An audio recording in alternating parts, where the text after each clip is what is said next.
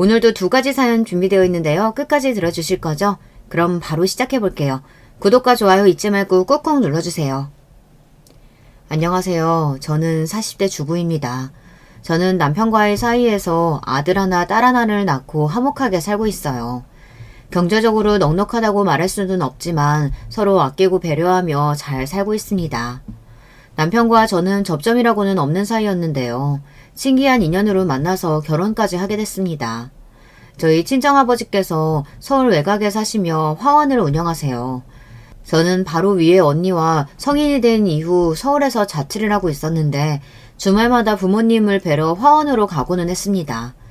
당시에 언니는 주말이면 매일 데이트를 하러 나가서 그날도 저 혼자 부모님을 뵈러 화원에 갔어요. 그런데 가는 날이 장날이라고 당시에 장마가 심하게 와서 화원에 물이 찼더라고요. 부모님은 제가 오는 것도 모르시고 화원 안에서 물을 퍼나르고 계셨어요. 저도 놀라서 곧장 가방을 던져놓고 화원으로 들어가 물을 퍼나르기 시작했습니다. 그날 남편을 처음 봤어요. 남편은 아버지께서 운영하시는 화원 근처에 사는 남자였는데요. 가끔 아버지 일을 도와주고 해서 가깝게 지내는 사이였나 보더라고요. 그날도 부모님 댁 화원에 물이 찼다는 소리를 듣고 놀라서 달려와서 바로 도와준 거랍니다. 처음 남편을 봤을 때는 전혀 호감이 생기지 않았어요. 뭘 하는 남자인지 작업복 차림이라 행색도 좋아 보이지 않았었고 말수도 없는 게 친절한 사람 같지는 않았거든요.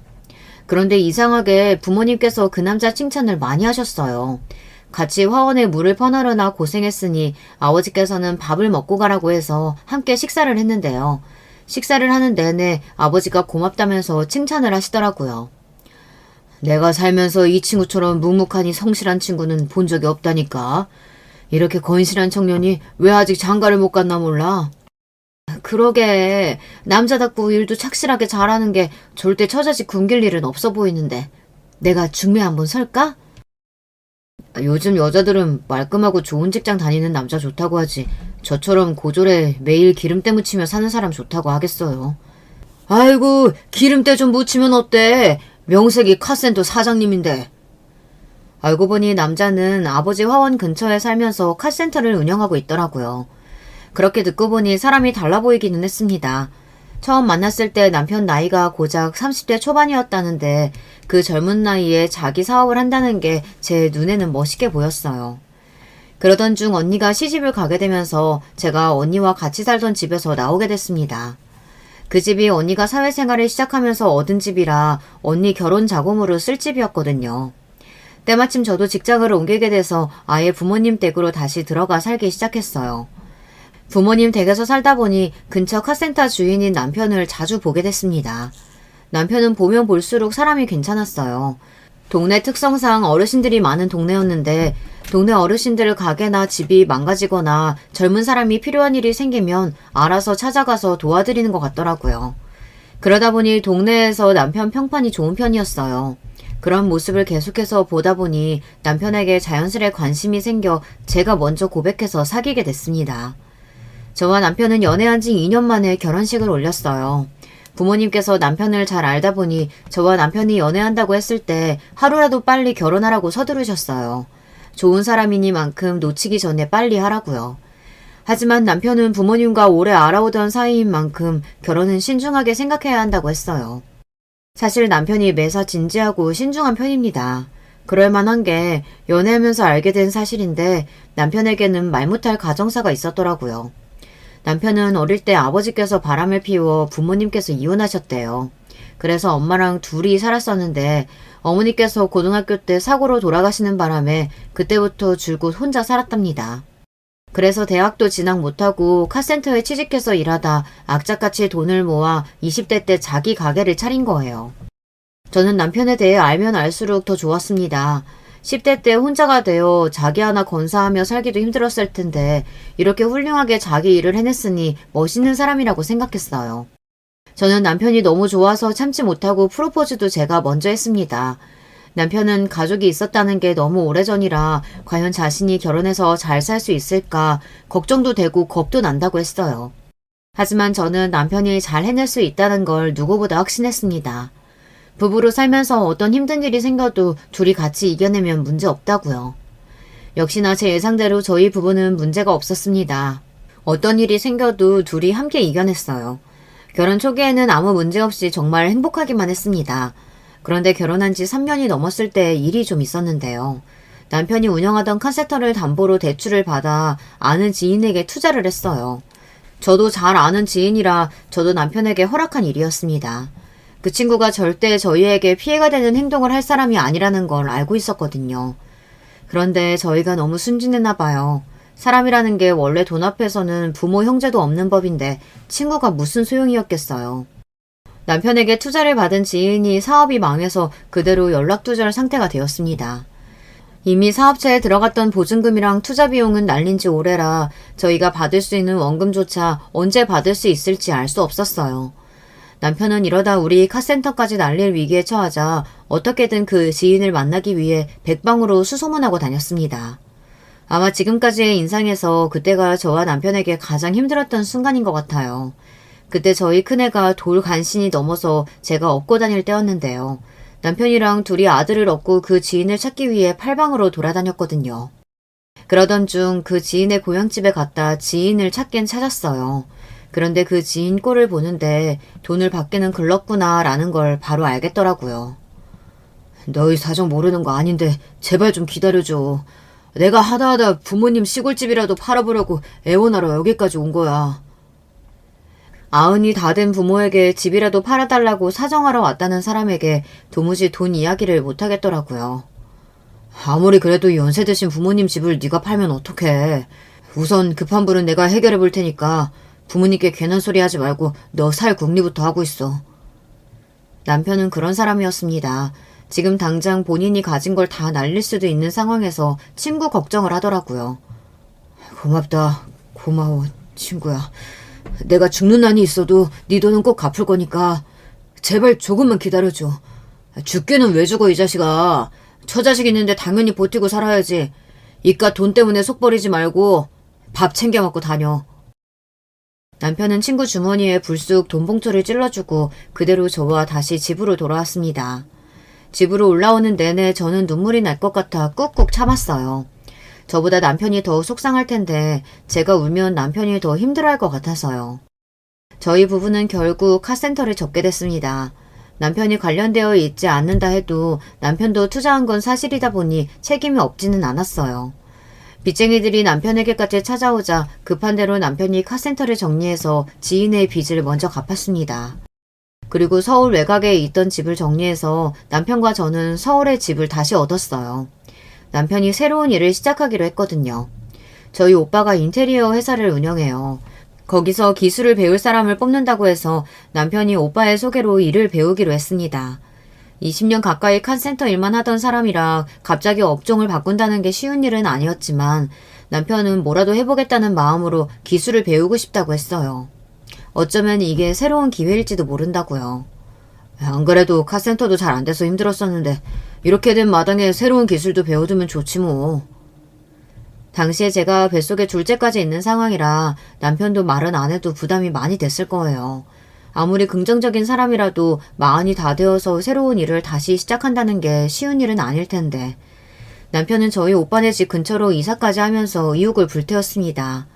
당시에 저희의 상황을 안타깝게 여긴 친정아버지께서 괜히 힘들게 기술 배우지 말고 아버지 화원 일이라도 돕는 게 어떻겠느냐 하셨는데 남편은 정중하게 거절했어요. 친구한테 그런 일까지 당하고 마음도 안 좋을 텐데 괜히 몸 상해가며 하는 일까지 해서 고생하지 말고 내 밑으로 들어와서 일 배워봐. 그럼 나중에 내가 이 화원 자네한테 물려줄게. 아니에요 아버님. 화원이야 아버님 어머님 평생 일구신 일인데 제가 돕서 받을 수는 없죠. 제 미래를 위해서라도 좋은 기술 배워두고 싶어요. 너무 걱정하지 마세요. 저 잘할 수 있어요. 남편은 쉬운 길을 가는 사람은 아니에요. 지금 당장 힘들더라도 앞날을 생각하고 고민해서 한 발 한 발 나아가는 사람이었죠. 서울로 이사 오고 나서는 생활이 많이 바뀌었어요. 남편이 인테리어 공사 일을 배우기 시작하면서 어쩔 수 없이 친정언니랑 친정오빠가 사는 동네로 이사를 왔는데 생각보다 언니 오빠랑 가깝게 산다는 게 쉽지만은 않더라고요. 원래 예전부터 언니랑 오빠랑 사이가 썩 좋지는 않았어요. 저와 달리 언니 오빠는 욕심도 많은 편이라 항상 부모님께 받기만 하고 부모님을 위하는 자식은 아니었거든요. 다른 집들은 장남 장녀가 부모님도 잘 챙기고 어느 집은 가장 노릇을 하기도 한다는데 저희 형제들은 전혀 그렇지 않았습니다. 부모님을 챙기기는커녕 오히려 뺏을 거 없나 노리기만 했어요. 결혼할 때도 오빠랑 언니는 부모님께서 무리하실 정도로 호화롭게 식을 올렸어요. 처가나 시댁에 무시당하면 안 된다면서 남들 하는 건 다 하겠다고 했습니다. 그래서 부모님이 오빠랑 언니 결혼시킬 때에는 시골에 있던 땅까지 팔아서 못했어요. 저는 결혼할 때 남편이 집도 있고 카센터도 있는 상태라 정말 식만 올리고 바로 몸만 들어가서 살았거든요. 그러다 보니 친정 부모님도 남편만 보면 미안해서 뭘 해주고 싶어 하셨던 것 같아요. 다른 형제에 비해 제가 받은 게 없으니까요. 그렇게 부모님께 다 받아놓고도 언니랑 오빠는 부모님 화원까지 노려요. 아마 저희 카센터가 망했을 때 아버지께서 저희 남편에게 화원을 물려주겠다고 한 사실을 알았으면 언니와 오빠도 난리를 피웠을 거예요. 오빠는 툭하면 아버지에게 돈도 안 되는 화원 팔고 그 자리에 건물을 올리자고 하고, 언니는 틈만 나면 화원을 팔아서 서울에 집을 사자고 그러거든요. 우리 장인도 서울에 있던 오래된 땅 팔고 그 자리에 건물 지어서 대박난 거잖아요. 요즘은 무조건 건물주가 갑이라니까요. 그 땅값 낮은 동네에 건물 있으면 뭐해. 아빠, 땅이든 집이든 무조건 서울에 있어야 값이 오르는 거야. 그냥 이제 화원한다고 그만 고생하고 서울로 올라오시라니까요. 오빠나 언니나 부모님 생각은 물어보지도 않고 매번 돈이 되는 일에만 혈안이 되어 부모님을 귀찮게 했어요. 그게 다 부모님 좋으라고 하는 소리도 아니죠. 나중에 본인들이 다 팔아먹으려고 그러는 거예요. 언니 오빠의 그런 마음을 모를 리 없는 부모님은 그럴 때마다 당신들은 다른 생각 없다, 그냥 돌아가실 때까지 화원 일만 하겠다고 하시는데도 언니 오빠는 아랑곳하지 않고 계속 부모님을 설득했어요. 그럴 때 보면 있는 놈들이 더 한다는 게 맞습니다. 오빠나 언니나 둘 다 잘 살아요. 오빠는 인테리어 가게를 하다 보니 돈도 잘 벌고 능력도 있어요. 올케 언니네 친정이 돈이 좀 있는 집안이라 장인어른이 오빠 가게를 차려준 거라고 하더라고요. 그러다 보니 오빠는 처가에 굉장히 잘해요. 처가에 무슨 일만 있으면 비서처럼 쪼르르 쫓아가요. 잘 살기는 언니도 마찬가지입니다. 형부가 대기업에 다니고 언니도 은행에 다녀서 언니네는 걱정이 없어요. 문제는 저죠. 같은 동네에 살아도 월세 사는 건 저희 부부밖에 없어요. 언니랑 오빠네는 둘 다 아파트를 자가로 가지고 있었거든요. 서울로 이사 오고 나서 가끔 언니나 오빠네 집에 다녀오면 저도 모르게 의기소침해지기도 했어요. 똑같이 결혼해서 똑같이 자식 키우며 사는데 사는 환경이 다르다 보니 은근 기가 죽기도 했지만 애써 기운을 냈습니다. 그런 저의 마음을 모를 리 없는 남편이 항상 저를 위로해주고는 했어요. 서울은 확실히 거리도 깨끗하고 집도 다 좋아. 나 일 잘해서 벌써 일당 제법 오른 거 알지? 내가 얼른 기술 배워서 돈 많이 벌 거니까 기대해. 우리도 서울에 아파트 금방 장만할 거니까. 남편은 그렇게 큰일을 겪고도 우울한 티도 내지 않고 금방 적응했어요. 한 번도 해본 적 없는 일인데 기술도 금방 배워서 일하면서도 인정도 받는 것 같더라고요. 남편은 일용직으로 일하면서 배우는데도 일 배우는 속도가 빨라서 일당도 다른 사람보다 빨리 올랐습니다. 저는 그런 남편이 자랑스러웠어요. 말한 대로 뭐든 해내는 모습이 멋있어 보였습니다. 저도 어떻게든 남편을 돕고 싶어서 집에서 애들을 살뜰하게 키우며 애들이 유치원에 잠깐 갔을 때만이라도 동네 카페에서 아르바이트를 했어요. 그런데 어떻게든 잘 살아보려고 노력하는 저희 부부에게 자꾸만 상처를 주는 사람들이 있었습니다. 바로 저희 언니와 오빠였어요. 언니랑 오빠는 저를 만날 때마다 은근 제 속을 뒤집을 때가 있었어요. 한 번은 그런 적이 있었습니다. 오빠가 올케 언니를 데리고 제가 아르바이트하는 커피숍에 온 적이 있는데요. 그런데 오빠는 오자마자 제 속을 뒤집더군요. 나이가 몇 살인데 그 나이에 대학생 때도 안 하던 커피숍 아르바이트나 하고. 에휴, 속 터져. 오빠 딴에는 동생이 40이 넘어 커피숍에서 아르바이트 하는 게 속상해서 한 소리였겠지만 저는 듣기 싫었습니다. 당신은 열심히 일하는 고모한테 왜 그래요? 고모, 괜히 저 사람 말 마음 쓰지 말아요. 준혁이 아빠가 일도 금방 배우고 잘한다고 가게 사람들이 다 칭찬하더라고요. 올케 언니는 혹시나 제가 마음 상했을까봐 열심히 사는 모습이 보기 좋다며 남편 칭찬을 아끼지 않았어요. 그런데 그런 상황에서도 오빠는 꼭 듣기 싫은 소리를 한마디 보태더군요. 그 나이에 친구한테 사기당하고 남의 밑에서 일용직이나 하는데 그럼 잘해내야지. 그것도 못하면 사람인가. 오빠, 말 좀 가려서 해. 애들 아빠 잘못 아닌 거 알면서 안 그래도 힘든 사람한테 그런 식으로 이야기해야겠어? 에이그, 네가 그렇게 물러 터졌으니까 남자가 나가서 돈이나 날리고 들어오는 거야. 사업은 뭐 아무나 하는 줄 아나. 부모도 없으면 머리라도 똘똘해야지. 그 머리로 무슨 사업을 한다고. 네 남편은 일용직이 딱 어울려. 오빠, 진짜 그만해. 오빠가 준혁이 아빠에 대해서 뭘 안다고 그래. 우리가 지금이야 돈 좀 없어서 그렇지. 준영 아빠 애들한테도 잘하고 나한테도 잘해. 매일 술만 먹고 놀러 다니는 오빠보다 훨씬 좋은 남편 아빠라고. 저는 오빠에게 지지 않고 할 말 다 했습니다. 아무리 핏줄이라도 할 말 못할 말 구분하지 못하고 제 남편을 욕하는 건 듣기 싫었어요. 그런데 거기서 끝이 아니었습니다. 제 속을 뒤집는 건 오빠뿐이 아니었어요. 언니도 마찬가지였어요. 언니네 집은 걸어서 10분도 안 걸려요. 그러다 보니 애들 데리고 자주 놀러 갔는데요. 동네 놀이터보다 언니네 아파트 단지에 있는 놀이터가 더 가깝다 보니 자주 가게 됐습니다. 놀이터에 애들 데리고 놀다 보면 조카들도 학원 끝나고 왔다 갔다 하다 만나서 애들끼리 같이 어울려 놀기도 하고 간식도 사 먹고는 했어요. 저 나름대로는 이모로서 조카들을 챙긴다고 챙긴 건데 언니는 뭐가 또 마음에 안 드는지 만날 때마다 괜한 소리를 했습니다. 안 그래도 살쪄서 다이어트 시키고 있었는데 맨날 만날 때마다 떡볶이니 빵이니 이런 거 사주면 어떡해. 우리 애 살 뒤룩뒤룩 쪄서 돼지 되면 네가 책임질 거야? 큰 조카가 초등학교 3학년이었는데 최근에 살이 쪘다면서 언니가 어지간히 애한테 먹지 말라고 잔소리를 하더라고요. 저는 그런 언니가 이해가 안 돼서 아직 어린 애한테 다이어트는 무슨 다이어트냐고 했습니다. 이제 초3한테 다이어트는 무슨 다이어트야. 그리고 살이 찌기는 어디가 쪘다고 그래. 내가 보기엔 날씬하기만 한데. 어린애한테 말도 안 되는 거 가지고 괜히 스트레스 좀 주지 마. 언니가 원래 그래요. 사람이 좀 예민하고 까칠합니다. 어릴 때부터 본인도 살찌는 걸 싫어해서 매일 밥도 안 먹고 다이어트 약을 달고 살더니만 자기 자식들까지 힘들게 하더라고요. 저랑 같이 살 때도 그랬어요. 제가 저녁에 배고파서 야식이라도 시키면 아주 난리가 났었습니다. 와, 너 그 몸무게에 양심이라는 게 있는 거야? 어떻게 이 밤에 치킨을 시켜 먹을 수가 있어? 너 그러다 60kg 된다. 언니는 여자 몸무게가 50kg가 넘으면 돼지라고 했어요. 저한테도 맨날 50kg를 넘는다고 양심도 없다고 했다니까요. 평생을 그렇게 자기 기준대로 피곤하게 살더니만 결혼하고 나서도 똑같더라고요. 결혼도 하고 애도 낳았으니 전보다 좀 유연해지겠지 했는데 저희 언니는 오히려 결혼하고 더 까칠해졌어요. 심지어 까칠함을 넘어서 못되기까지 했습니다. 언니랑 저는 원래부터 성격이 안 맞아요. 어릴 때부터 성인이 돼서 같이 살 때까지 불편한 게 한두 가지가 아니었거든요. 원래도 먹는 것부터 입는 것까지 어느 하나 비슷한 점이라고는 없었어요. 어릴 땐 서로 너무 이해가 안 돼서 우리가 어떻게 한 배에서 나온 자매일까 싶을 정도로 신기할 때도 있었습니다. 제가 막내라 그렇지 만약 제가 언니고 아래 동생이 있다면 절대 언니처럼 안 할 거예요.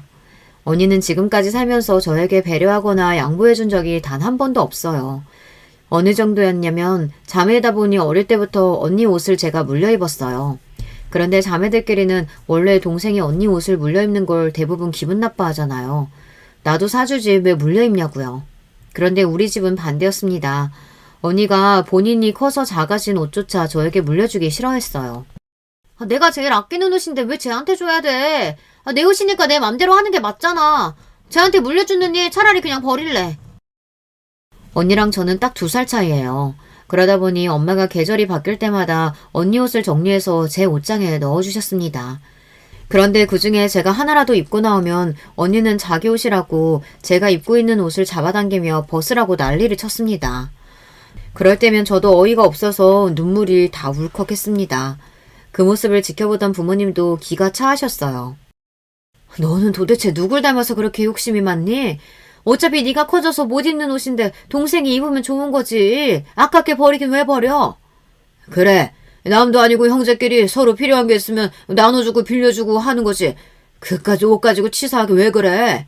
내 거잖아. 내 건데 왜 엄마 아빠 마음대로 주라 마라 그래. 난 절대 안 줄 거야. 제 옷장에서 내 옷 다시 다 꺼내줘.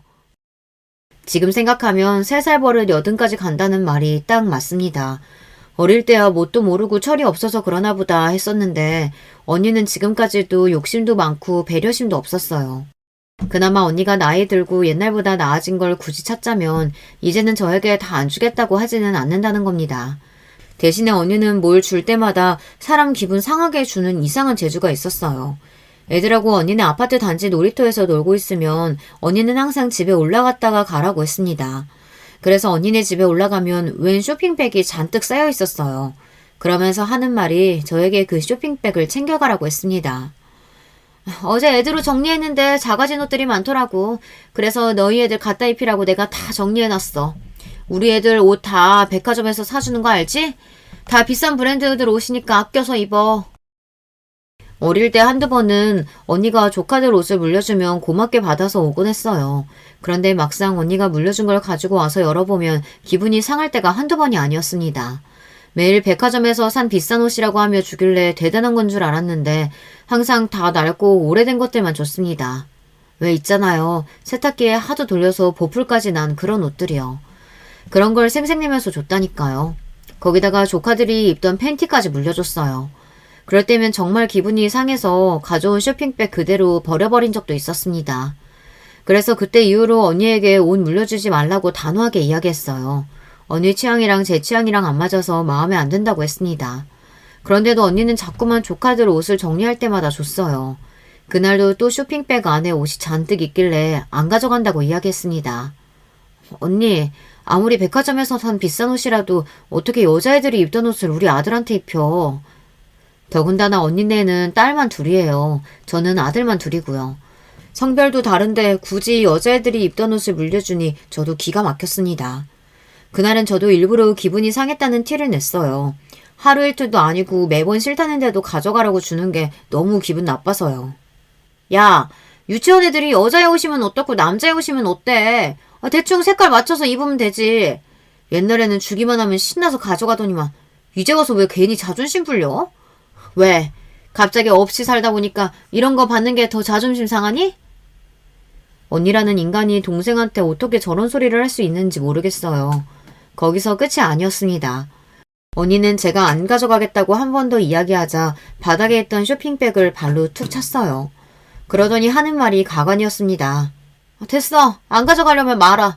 기껏 생각해서 줬더니만. 암튼 없는 것들은 고마운 줄을 몰라요.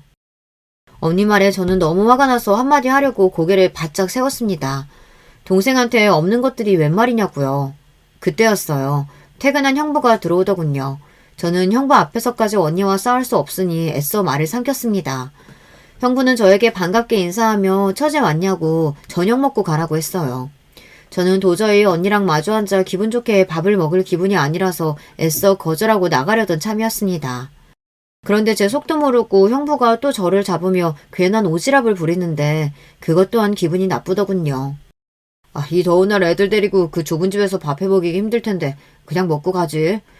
그래, 처제도 가만 보면 고집이 세. 정 싫으면 냉장고에 고기라도 한 덩이 가지고 가. 그거 한우야, 한우. 처제네 애들은 한우 구경도 못 해봤을 텐데 이모부가 다른 건 몰라도 한우 정도는 줄 수 있지. 이건 꼭 가져가. 형부는 굳이 냉동고를 열어 딱딱하게 얼어있는 소고기 한 덩이를 생색내면서 줬어요. 손에 들린 고깃덩이를 보는데 열불이 확 오르더군요. 언니랑 형부는 똑같은 사람이에요. 둘 다 말하는 게 얼마나 얄미운지 천생연분이 따로 없었습니다. 형부한테까지 싫은 내색을 할 수 없어서 저는 그날 애들하고 고깃덩이를 들고 집에 왔습니다. 기분 좋게 애들하고 놀고 들어와서 나쁜 내색을 하고 싶지 않아 저는 애써 웃으며 남편과 아이들에게 소고기를 구워줬어요. 소고기는 죄가 없으니까 말이죠. 결혼하고 서울에 와서 애들 키우는 동안 내내 이런 식이었습니다. 언니와 오빠에게 서운한 일이 한 트럭이었어요. 그때그때 일일이 제가 기분 나쁘다고 표현하고 이야기를 하는데도 오빠와 언니는 제 말을 들어주지 않았습니다. 오히려 제가 자격지심을 부리는 거라고 여겼어요. 그런데 어느 날이었습니다. 남편이 며칠 동안 일이 많아서 무리를 했더니 몸이 좀 안 좋았어요. 그럴 줄 알았습니다. 오빠가 일만 생기면 남편한테 일을 다 몰아줘서 쉬는 날도 없이 거의 일을 했어요. 아무리 체력이 좋은 사람이어도 병이 안 나려야 안 날 수가 없었습니다. 그날은 남편이 자는 내내 끙끙 앓는 소리를 내길래 제가 안쓰러워서 오빠에게 하루만 쉬어야 할 것 같다고 연락을 했어요. 그런데 제 말에 오빠가 대뜸 하는 소리가 기가 막혔습니다. 없이 살수록 사람이 성실해야지. 이렇게 약속을 마음대로 어기면 어떡해.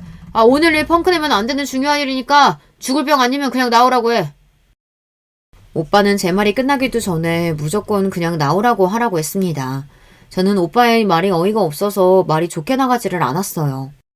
애들 아빠가 매일 이러는 것도 아니고 일한 지 반년 만에 너무 아파서 처음으로 하루 쉰다는 건데 말을 왜 그렇게 해? 오빠는 사람 아프다는데 어디가 어떻게 안 좋은 건지 걱정도 안 돼? 얼씨구, 배가 불렀네 불렀어. 하루 일해서 하루 먹고 사는 일용직 주제에 이 핑계 저 핑계 대면서 안 나오면 뭘 먹고 살겠다는 거야? 처자식 굴기겠다는 거야 뭐야? 오빠는 애초에 말이 안 통하는 사람이에요.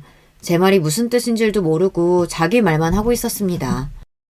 오빠가 언제 나나 우리 애들 걱정을 했다고 처자식을 먹여 살리네 마네야. 우리 애들 아빠 충분히 가장 노릇 잘하고 있거든? 그리고 오빠가 맨날 돈도 안 되는 거 몇 건씩 부려먹느라 일정 말도 안 되게 짜는 바람에 힘들어서 병난 거잖아. 그랬습니다. 제가 옆에서 봐도 오빠가 남편에게 하는 행동이 좋아 보이지는 않았어요. 남편이 일을 배우는 중이고 수습이다 보니 일당이 많지 않아요. 거기다가 경력에 비해 일은 또 잘하다 보니 싼 맛에 일을 막 시키는 것 같더라고요. 남편이야 잘하고 싶은 마음에 무리해서라도 일하다가 병이 난 거고요. 형님 죄송해요. 제가 몸살 기운이 있어서 그런 건데 바로 약만 지어서 먹고 출근하겠습니다. 옆에서 저와 오빠의 통화 내용을 듣고 있던 남편이 안 되겠다 싶었는지 누워있다 벌떡 일어나서 바로 출근하겠다고 오빠 전화를 받았어요. 저는 남편의 말이 속상해서 그럴 필요 없다고 하루 쉬라고 했는데도 남편은 아니라고 나가겠다고 했습니다. 형님이 힘들게 알아봐 주신 자리인데 내가 그러면 안 되지. 나 약 먹고 출근하면 되니까 걱정하지 마. 금방 갔다 올게. 세상에 이런 가족이 또 있을까요? 막내 여동생 남편을 데려다가 부려먹겠다는 못된 심부를 어떻게 해야 할지 모르겠습니다. 저는 고민이 많았습니다. 남편이야 뭐든 괜찮다고 일을 빨리 배워서 하루라도 빨리 자기 가게를 차리고 싶다고 하는데 저는 오빠 밑에서 남편이 일하는 게 마음에 안 들었어요. 남편이 하고 싶어서 하는 일이기는 했지만 저는 남편이 일하러 나갈 때마다 걱정됐어요. 제 앞에서도 항상 버젓이 남편을 무시하고 막대하는데 제가 없는 자리에서는 오빠가 남편을 어떻게 대할지 안 봐도 알 것 같았거든요. 아니나 다를까 일이 좀 있었어요. 하루는 남편이 일을 나갔는데 집주인이 진상이었나 봐요. 남편이 해야 하는 일도 아닌데 집주인이 전구를 갈아달라, 화장실 세면대 막힌 것 좀 뚫어달라, 귀찮게 했나 봐요. 다른 사람들 같으면 절대 안 해줄 일들이었지만 남편은 워낙에 연세 드신 분들이 하는 부탁을 거절 못하는 성격이다 보니 다 들어줬대요. 그래서 일이 생각보다 늦어진 거죠. 사무실에서 기다리던 오빠가 생각보다 늦어지는 남편이 답답했는지 직접 현장까지 쫓아갔답니다. 안 그래도 집주인이 진상인데 혹시나 남편이 일을 제대로 못하고 실수라도 한 건 아닌가 걱정됐던 거죠. 끝나도 벌써 끝나야 하는 시간인데 아직도 그러고 있으면 어떡해? 아이고 사장님 죄송합니다. 저희 직원이 워낙 성격이 느긋느긋하고 답답한 친구라 영 속도를 못 내네요. 괜찮으시면 조금 늦게까지 시공해도 될까요? 오빠는 제대로 상황도 들어보지 않고 혼자 북치고 장구치고 다 했나 봐요. 그때였어요. 까다롭기로 유명한 집주인이 그런 거 아니라고 손사래를 쳤습니다. 아이고 아니야. 이 친구 일도 너무 잘하고 성격도 서글서글 좋은 게 나는 너무 마음에 드는데. 앞으로 내 건물 일 있으면 무조건 2층으로 보내줘. 그래요? 알겠습니다. 그렇게 할게요. 그 집주인이 그 동네에만 빌라를 8채나 갖고 있는 부자래요. 더군다나 그 동네에서 그 집주인 비위 맞추는 사람이 없을 정도로 까칠하다고 유명한 사람이었는데 그 비율을 저희 남편이 다 맞춘 거죠. 그날 이후 남편은 일로서도 인정받아 전보다 일이 훨씬 더 많아졌습니다. 전에는 오빠가 일을 시켜줘서 할 수 있었는데 언제부터는 남편 앞으로 일이 소개를 통해 많이 들어와 굳이 오빠가 소개해주는 일이 아니더라도 개인적으로 알아서 일할 수 있었어요. 그러다 보니 자연스레 슬슬 남편도 따로 인테리어 가게를 내도 되겠다 싶은 생각이 들었습니다. 그러던 어느 날이었어요. 친정아버지 생신이라 오랜만에 온 식구가 친정에 다 모였습니다. 원래 부모님 생신 때는 식당을 예약해서 밖에서 외식하고는 했는데 그날은 아버님께서 몸이 좋지 않으셔서 집에서 가족끼리 다 같이 모여 간단하게 식사를 하기로 했습니다. 친정아버지께서 여든이 넘어가기 시작하시면서 건강이 급속도로 안 좋아지셨어요. 원래도 유전적으로 혈압도 높으시고 당뇨도 있으신데 몇 달 전에 갑자기 심근경색 증상이 있어 일하시다가 쓰러져 응급실에 실려간 적이 있었거든요. 천만다행으로 혈관에 관을 삽입하는 시술 정도로 치료를 하고 일주일 만에 퇴원하셨습니다. 그 이후로 무리하지 않고 쉬고 계셔서 특별히 더 나빠지지는 않았지만 그래도 살도 많이 빠지시고 예전보다 기운도 없으세요. 그런 아버지를 볼 때마다 저는 마음이 좋지 않았습니다. 제가 막내라 그런지 어릴 때부터 저에게 아버지는 항상 든든한 존재였어요. 그런 아버지가 체격도 작아지시고 기운도 쭉 빠진 것처럼 힘이 없으니 걱정이 되더군요. 그래서 이번 생신만큼은 더 즐겁고 기쁘게 해드리고 싶었어요. 저는 일찍 친정에 와서 어머니와 아버지께서 좋아하는 음식을 만들었어요. 나가서 먹는 것도 좋지만 정성을 들여 직접 해드리는 것만큼 건강하고 좋은 음식은 또 없으니까요. 그런데 기껏 어머니랑 몇 시간 동안 고생해서 상다리가 휘어지게 차렸더니만 언니라는 년이 오자마자 헛소리를 했습니다. 그냥 나가서 사 먹자니까 왜 굳이 힘들게 고생을 사서 하고 그래. 막내, 너는 누가 너더러 밥값 내려가는 것도 아닌데 왜 엄마까지 하루 종일 서서 음식을 하게 하니? 언니는 엄마 걱정하는 척을 하며 사람을 또 개무시했습니다. 저는 하루 이틀 일도 아니니 웬만하면 좋게 넘어가려고 했어요. 아버지 생신인데 괜히 집안에 큰소리 나게 하고 싶지 않아서요. 아유, 아버지 좋아하는 반찬이야 엄마가 제일 잘하는데 그럼 내가 해야지 누가 해? 엄마는 이런 건 일도 아니야. 왜 괜히 일찍 와서 고생하는 동생한테 잔소리라고 그래? 말은 안 해도 제 표정이 한순간에 싹 굳어버리자 어머니도 신경이 쓰였는지 언니에게 그만하라며 솔짓을 하셨습니다. 저는 괜히 어머니까지 자식들 눈치를 보게 한 것 같아 애써 표정을 가다듬고 미소를 지었습니다. 그깟 밥값 얼마나 한다고 누가 내든 무슨 상관이야. 돈이 문제가 아니라 매일 나가서 사 먹는데 한 번 정도는 집에서 식구들끼리 시끌벅적하게 맛있는 거 만들어 먹으면 재밌잖아. 애들한테도 추억이고. 언니도 그러고 멍하니 서 있지 말고 빨리 와서 전이나 부쳐. 아버지 좋아하시는 새우 내가 다 까놨어. 이러니 저러니 해도 한 핏줄이고 가족이잖아요. 언니가 아무리 얄밉고 싫어도 다 똑같은 자식들 키우면서 늙어가는 처지인데 제가 좋은 마음으로 대하다 보면 언니도 저를 동생으로서 아낄 때가 분명히 올 거라고 기대했습니다. 그런데 사람은 그렇게 쉽게 변하는 게 아니더군요. 언니든 오빠든 형부든 조화는 잘 지내려야 잘 지낼 수 없는 사람들이었습니다. 식사를 마치고 조카들이 사온 케이크를 꺼내 노래도 부르고 아버지께서 초를 끄셨습니다. 그때까지만 해도 완벽한 생일 파티였어요. 오빠는 아버지 생신 선물로 미리 안마 의자를 배달시켰더라고요. 언니와 형부는 한눈에 보기에도 두둑해 보이는 봉투를 아버지에게 건넸습니다. 저도 저희가 할 수 있는 한 최대의 정성을 담아 용돈을 건네드렸어요. 저희 아들들이 손으로 직접 만든 편지까지 같이 말이죠. 아이고, 내가 다른 건 몰라도 자식 농사 하나는 잘 지어서 다 늙어서도 이렇게 호강을 하네. 무슨 복인지 모르겠다. 아버지께서 연세가 들기는 하셨는지 손주들이 생일 축하 노래를 불러드리니 눈에 눈물이 가득 고여 금방이라도 울컥하실 것 같더라고요. 그런데 그때였습니다. 좋은 분위기를 삽시간에 식어버리게 만드는 사람이 있었어요. 시작은 형부였습니다. 아버님, 이제 연세도 있으시고 건강도 좋지 않으신데 앞으로는 자식들이 드리는 생활비로 편하게 쉬시며 노후 즐기세요. 형부가 좋은 마음으로 이야기를 꺼낸 건 알겠어요. 그런데 어쩐지 이야기가 또 이상한 방향으로 흘러갔습니다. 다음 차례는 언니였어요. 형부 말이 끝나자마자 기다렸다는 듯 바로 하원 이야기를 꺼내더군요. 그래요, 아버지. 자식이 셋이나 있는데 설마 아버지 어머니 노후에 고생하게 두겠어요? 그러니까 이 김에 내 말대로 이 집이랑 하원 싹 다 팔고 서울에 집 사자니까요. 이서방네 회사 사람들한테 들은 정보인데 무조건 2배는 오를 자리 우리가 다 알아봤어요. 언니 입에서 나온 2배라는 소리에 어머니 눈도 동그래졌어요. 그 순간 언니만큼이나 때를 기다렸던 오빠가 곧바로 말을 가로챘어요.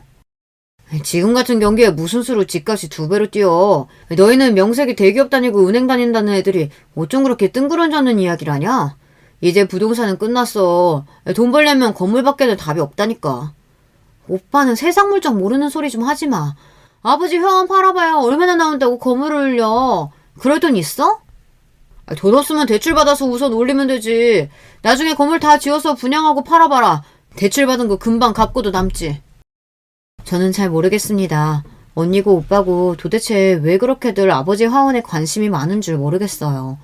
젊어서 아버지 어머님 2분이 화원 운영하느라 고생하실 때는 다들 자기 일 바쁘다는 핑계로 관심도 없었으면서 이제와 뒤늦게 속이 뻔히 보이는 짓을 하는지 모르겠습니다. 금세 집안 분위기가 시끌시끌해지자 조금 전까지만 해도 눈을 붉히던 아버지께서 한숨을 깊게 내쉬었습니다. 그리고는 점잖은 목소리로 하시는 말씀이 충격적이었어요. 다들 모였으니 이제는 말을 해야겠구나. 지금부터 내가 하는 얘기 잘 들어라.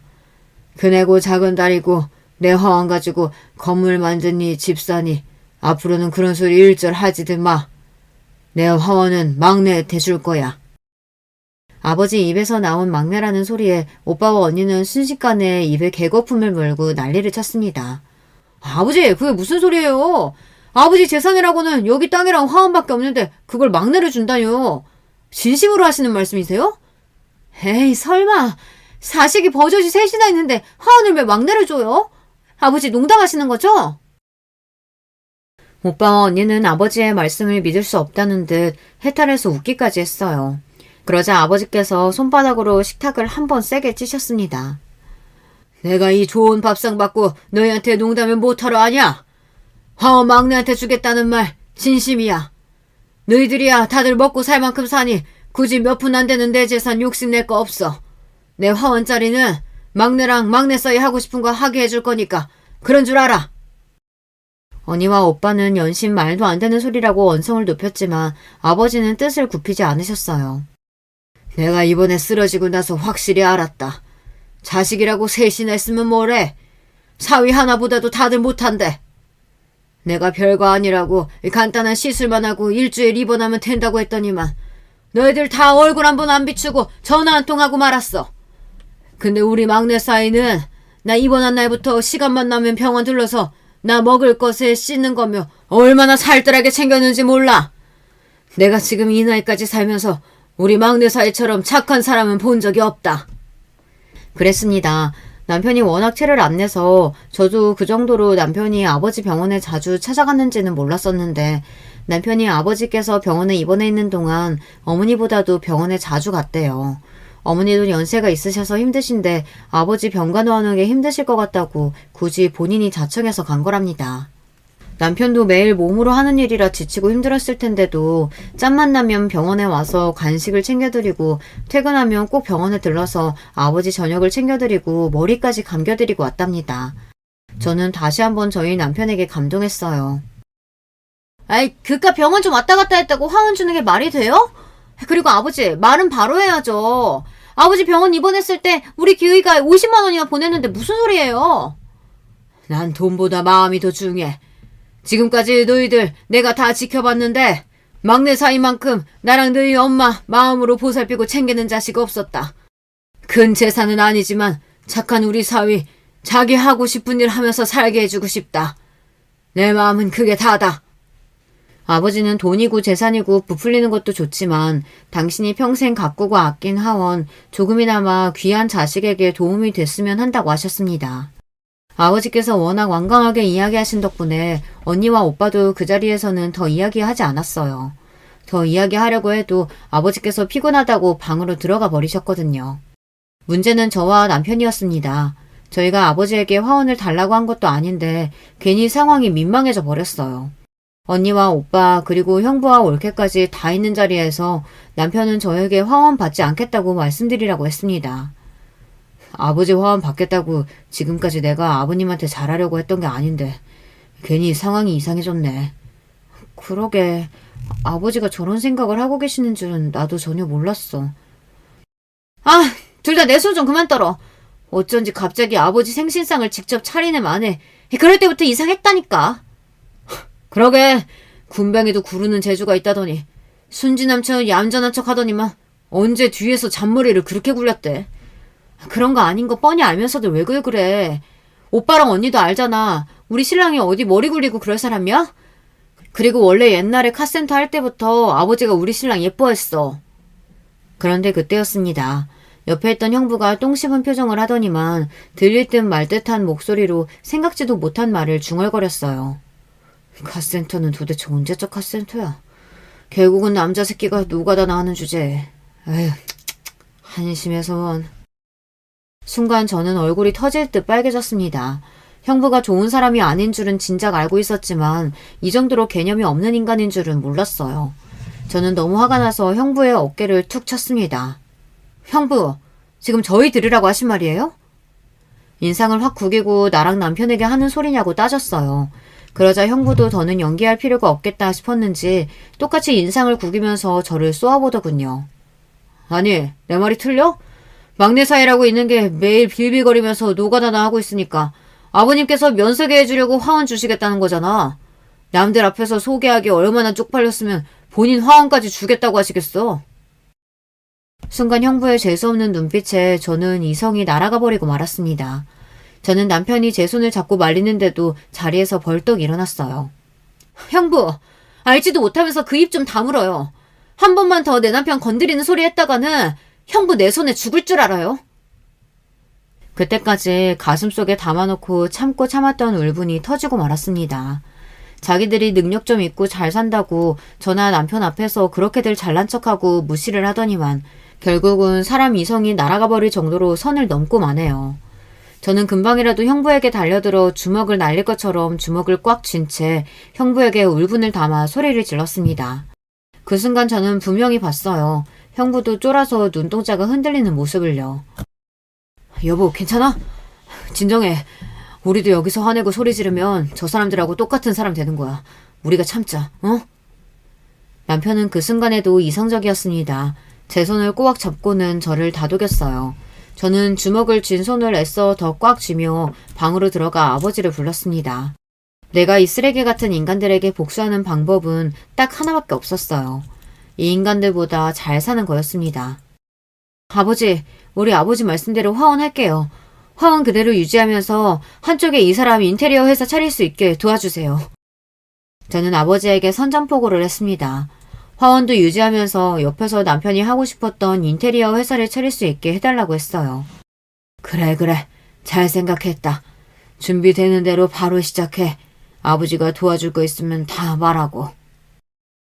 그 순간 언니와 오빠 그리고 형부의 표정은 저는 아직도 잊지 못합니다.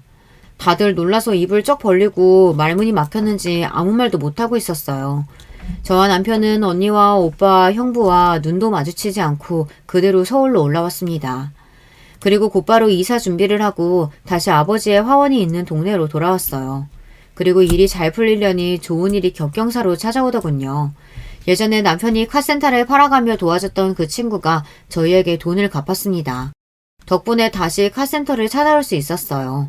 하지만 남편은 카센터를 포기하고 화원 옆으로 새로 집을 짓기로 했습니다.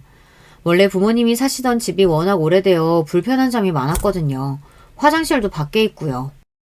사실 매번 처가 올 때마다 좋은 집 지어드리고 싶다는 생각을 했었는데 이렇게 기회가 생겨서 얼마나 다행인지 몰라. 저는 도대체 무슨 복으로 이렇게 좋은 남자를 만났을까요?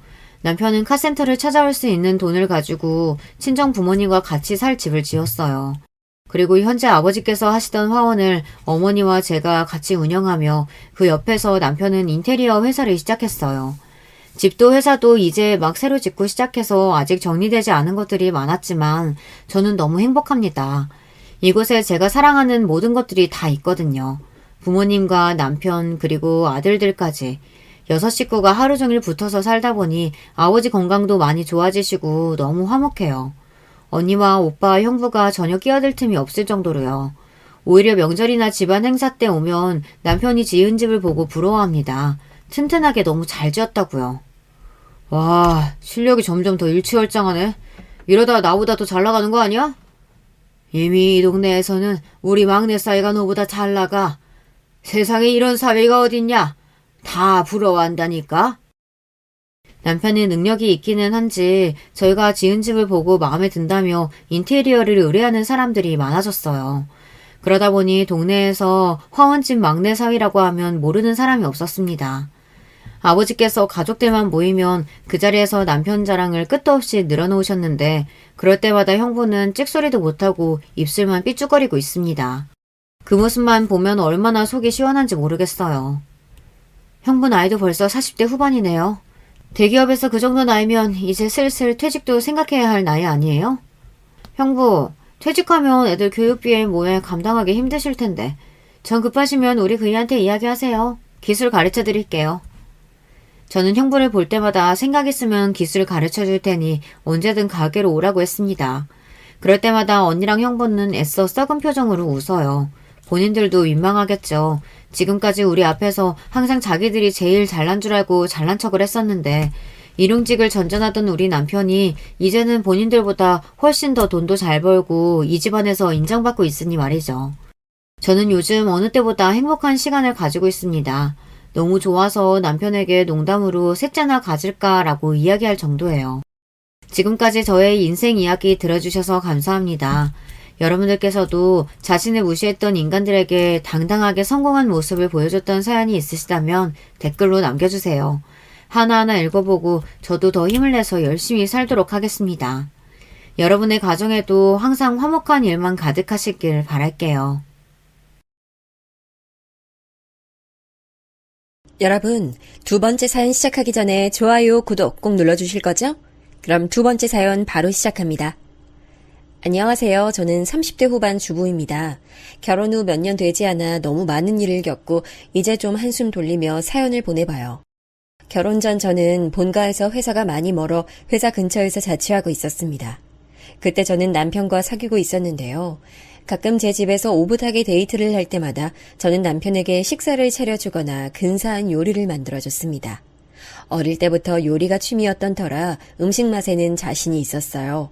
하지만 그때마다 남편은 꼭 이런 말을 했습니다. 자기야, 자기 음식은 맛있긴 한데 뭔가 아쉽다.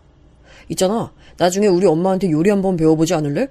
조금만 배우면 딱 좋을 것 같은데.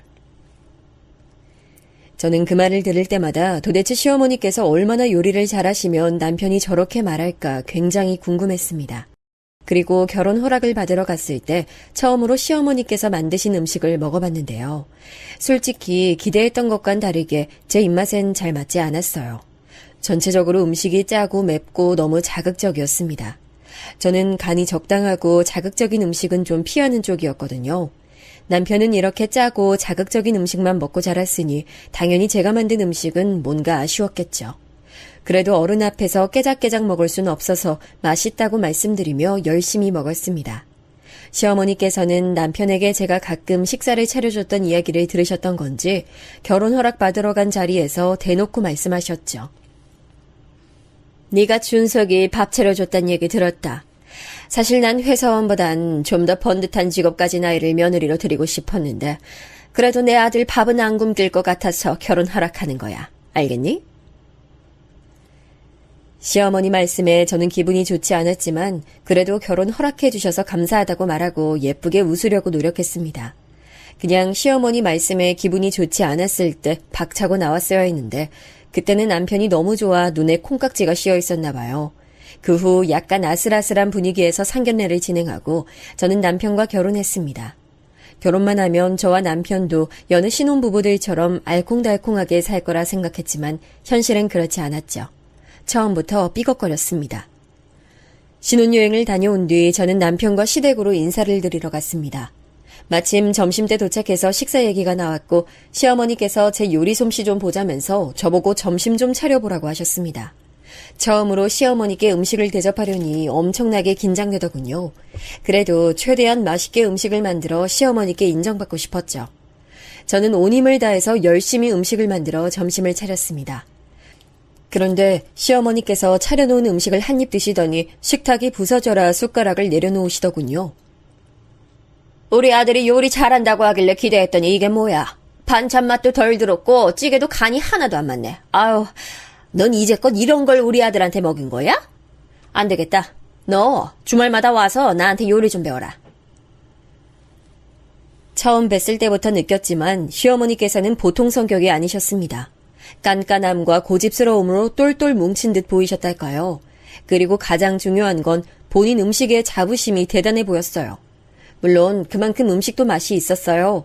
하지만 중요한 건 시어머니께서 하신 음식이 제가 한 음식과 많이 달랐다는 거죠. 아무래도 전반적으로 짜게 만드시는 시어머니의 음식과 비교하면 제 음식은 싱거운 편이었을 거예요. 네? 요리를요? 어머니, 말씀은 감사하지만 제가 다니는 회사에서는 가끔 주말 근무도 발생해서요.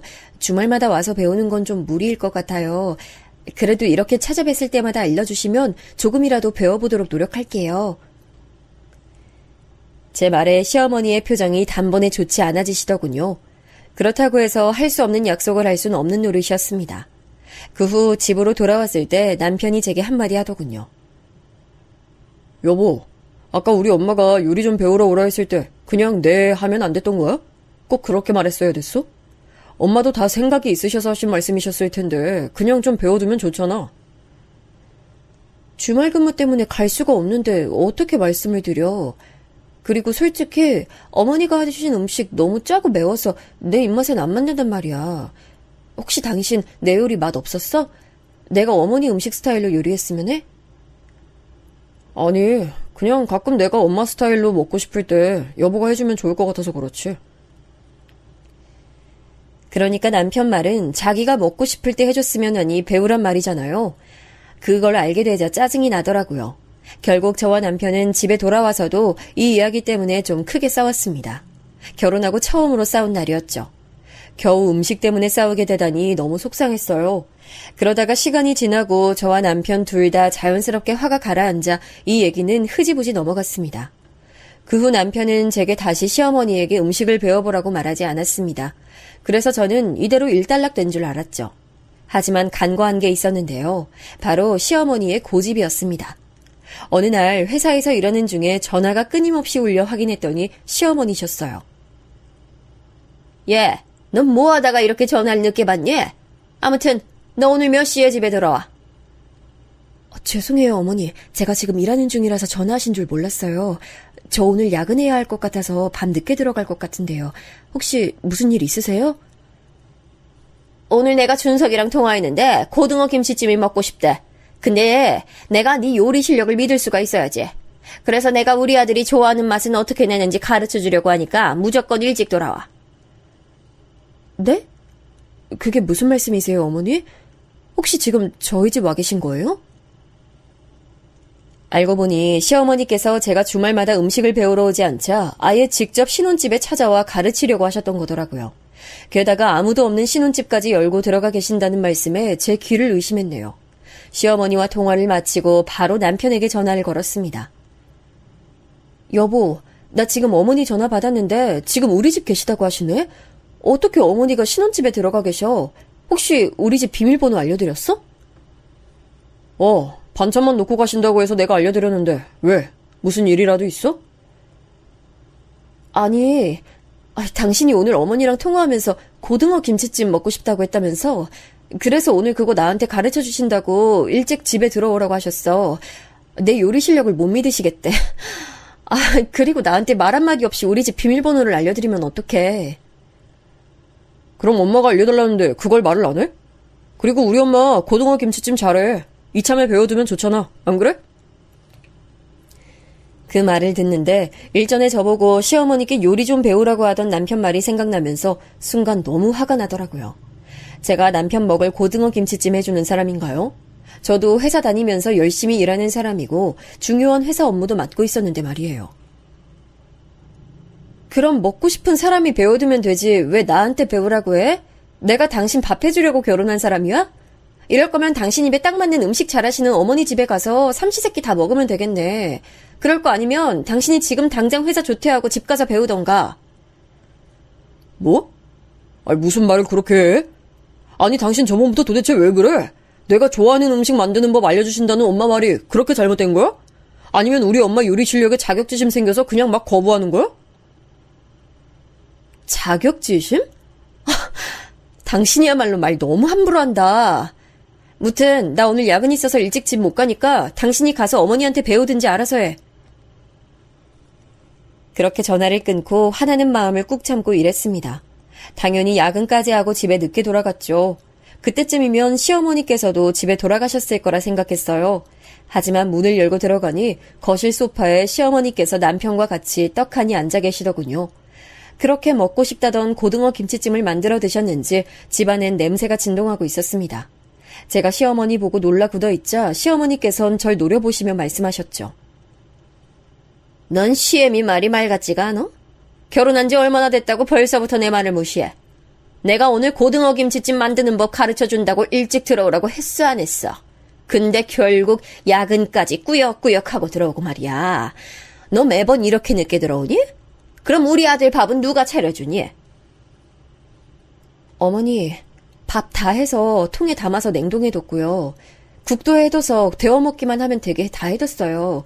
그리고 반찬도 3-4가지나 해뒀는데 제가 남편 밥까지 차려줘야 해요? 저 남편 밥 차리려고 결혼한 거 아니에요. 그리고 똑같이 일하는데 왜 저만 밥 차리고 요리해야 하나요? 똑같이 일하기는 무슨? 네가 벌면 얼마나 번다고? 겨우 작은 중소기업 다니면서 어떻게 네가 우리 아들이랑 똑같이 일하는 거야? 시어머니께서는 저와 남편의 회사 차이가 엄청 크다고 생각하고 계셨어요. 하지만 그건 시어머니만의 생각이었습니다. 솔직히 남편이 대기업이라도 다니고 있었다면 제가 억울하지라도 않았겠죠.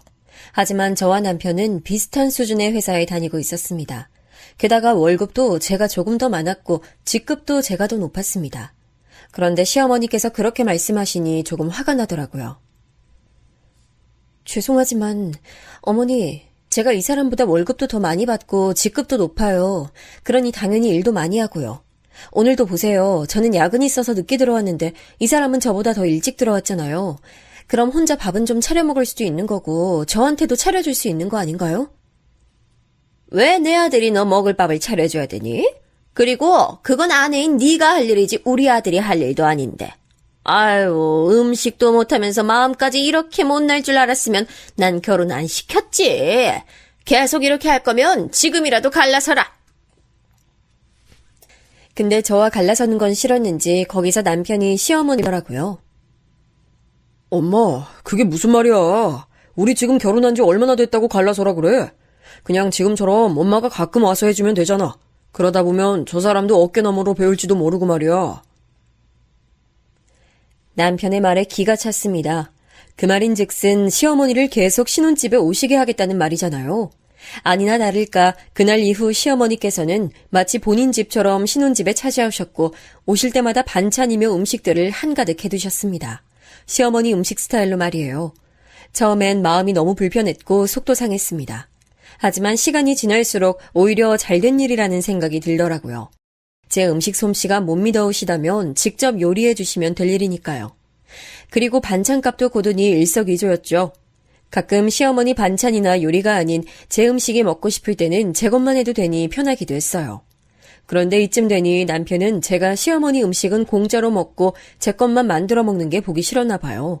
하루는 저보고 너무하다고 하는 거예요. 당신은 참 염치도 없다. 우리 엄마가 매번 힘들게 반찬해 주시는데 반찬값 한번 보탤 생각은 안 하고 먹기만 하고 정말 너무한 거 아니야? 이제부터라도 좀 일찍 와서 어머니 좀 돕고 그러지. 어머니가 내 음식 솜씨가 못 믿어오시다는데 내가 어쩌겠어. 그리고 그렇게 어머니가 힘들어 보이면 당신이 도와드리면 되지. 왜 나한테 일찍 와서 도우라 해? 나보다 매번 일찍 퇴근하면서. 그리고 어머니가 해주신 반찬이며 요리며 나보다 당신이 더 많이 먹잖아. 나는 국물이나 몇 번 맛보고 반찬 한두 입 먹는 게 다인데. 그렇게 따지면 반찬값은 당신이 챙겨드리는 게 맞지. 아무리 그래도 그건 경가 아니지. 그리고 당신 우리 엄마 며느리 아니야? 며느리 도리는 좀 하고 살자. 그럼 당신은 사위의 도리 제대로 하고 있어? 저번에 우리 엄마한테 받은 김치 먹고 감사하다고 전화라도 드렸어? 아니면 김장 재료비를 챙겨드렸어? 당신은 아무 도리도 안 하면서 왜 나한텐 며느리 도리를 강요해? 저희 남편이요. 결혼 후 친정에 뭐 하나 예쁜 짓 한 적이 없는 사람이에요.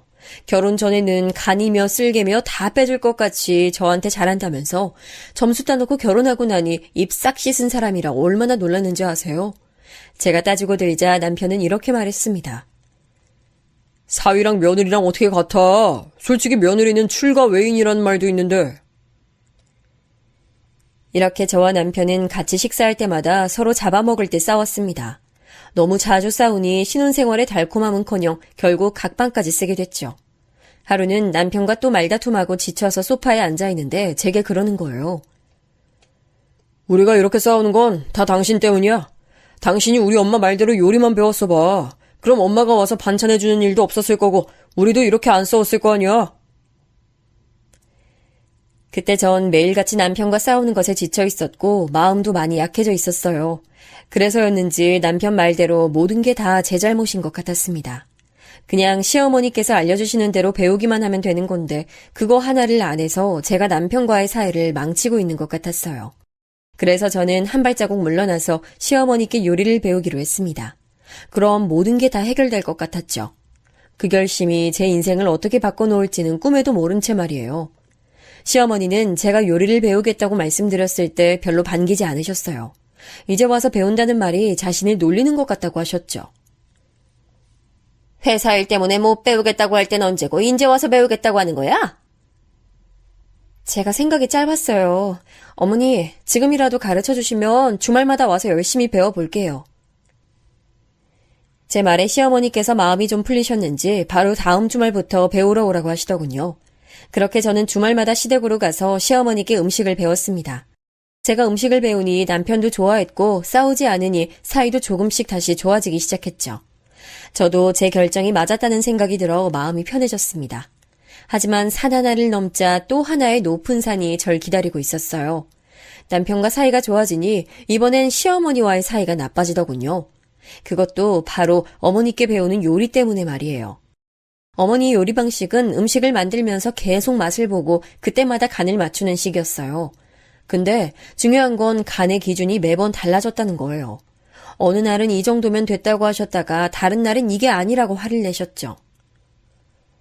아니, 넌 왜 이렇게 간을 못 맞춰? 이제까지 내가 가르쳐준 건 다 잊어버린 거야? 아유, 어떻게 이렇게 발전이 없어, 애가? 어머니, 이거 저번에 어머니께서 말씀해 주신 대로 맞춘 건데요. 저번엔 이 정도 간이면 됐다고 하셨잖아요. 그건 저번이고 오늘은 내가 조금 더 맵게 먹자고 했어 안 했어? 눈치껏 간을 잘 맞춰야지 내가 그것까지 일일이 다 말해줘야 되는 거야? 넌 이런 정신머리로 회사는 어떻게 다니니? 이렇게 요리를 배우는 내내 시어머니에게 얼마나 혼이 났는지 몰라요. 이제는 주말이 오는 게 무서울 정도였어요. 그게 쌓이다 보니 얼굴에 티가 났나 봐요. 한 번은 엄마의 생신을 축하드리러 친정에 갔었어요. 절 보시자마자 엄마는 제게 왜 이렇게 얼굴빛이 죽어있냐 하시더라고요. 딸, 왜 이렇게 얼굴이 안 좋아? 요즘 회사에서 무슨 일이라도 있어? 얼굴빛이 안 좋네. 엄마의 걱정스러운 말씀에 선뜻 대답이 안 나오는 거예요. 시어머니한테 요리를 배우고 있는데 매번 혼이 나서 속이 골마 그렇다는 말을 어떻게 하겠어요. 그런데 거기서 남편이 눈치도 없이 웃으면서 저 대신 말하는 거예요. 아, 별일 아니에요, 장모님.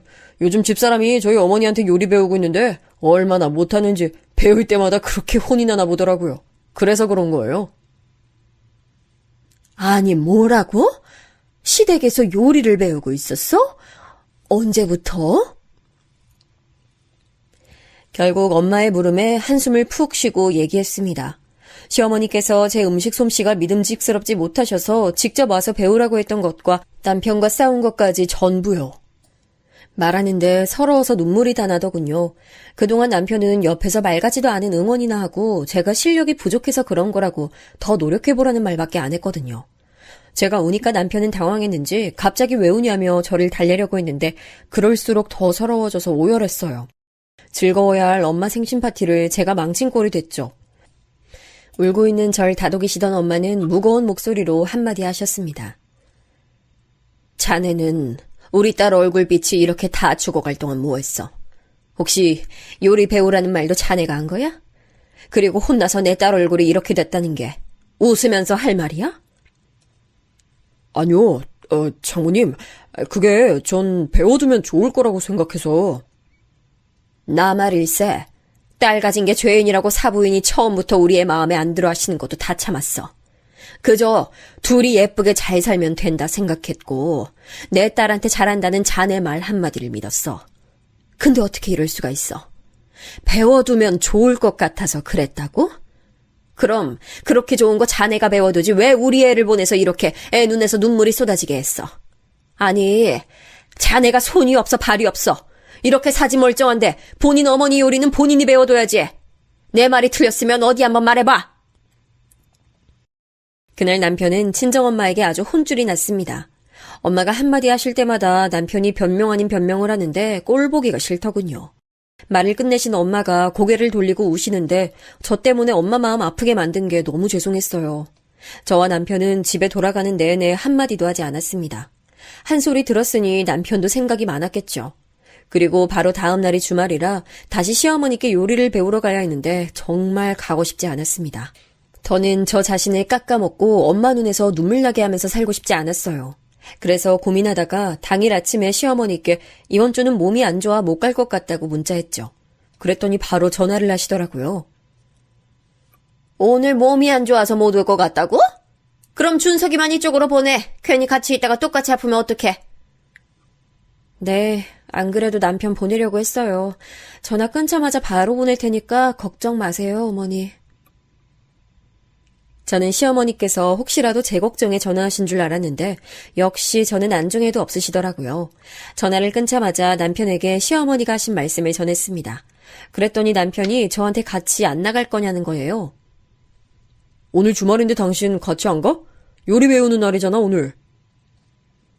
당신은 어제 우리 엄마 말 듣고 뭐 반성하거나 든 생각이 없나 봐.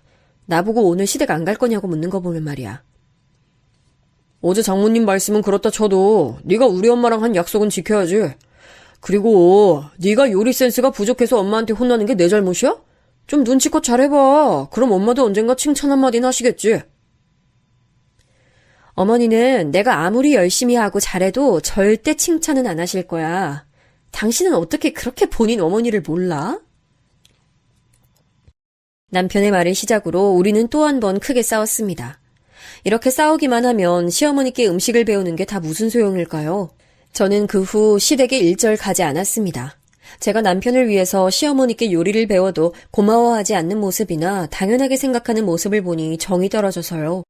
그리고 더는 시어머니의 음식 간 기준에 맞춰드리기도 어려웠고요. 저는 마음의 결정을 내리고 이제 더는 주말에 가지 않겠다고 말씀드렸죠. 어머니, 저 이제 더는 요리 배우러 못 가요. 제가 아무리 열심히 해도 어머니 성이 안 차는 것 같고 너무 힘들어요.